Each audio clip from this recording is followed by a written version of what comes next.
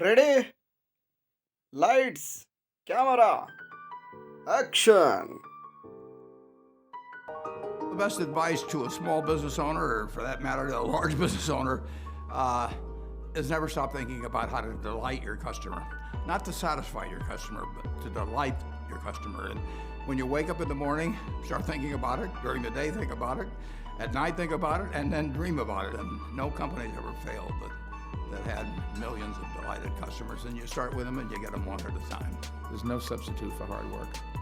The best time you're ever going to have is when it starts out just you, and it'd be great if it grows into a wonderful, big, profitable company.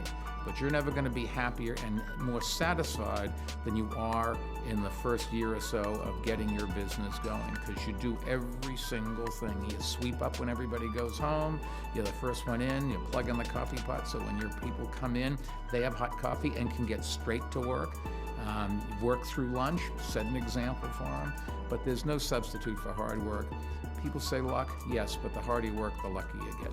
My advice to a small business owner or any entrepreneur would be not to be discouraged if the business you end up with is not the one you started out to pursue, because so often you encounter difficulties, you encounter failures, and the important piece is to learn from each of those very quickly and to pivot and to move on to the idea that works. Of course, you have to be close to your products, close to your customers, and think about them. That's the most important, but don't forget to think about your business, what your plans are, what you want to do next, how to take your business to the next level. Again, think about being in your business, but think about your business as well. My best advice is to really work hard to clarify what your purpose is and be able to articulate that, be able to communicate it in a simple sentence. And the reason that's important is as you bring people into your company, I think the most important question you ask them is, why are you here? Why do you want to join this company? And if you hear that purpose back, if you hear that passion around that purpose, it makes everything a whole lot easier. Any skill can be learned and taught, but passion cannot. Being an entrepreneur can be a roller coaster ride at times.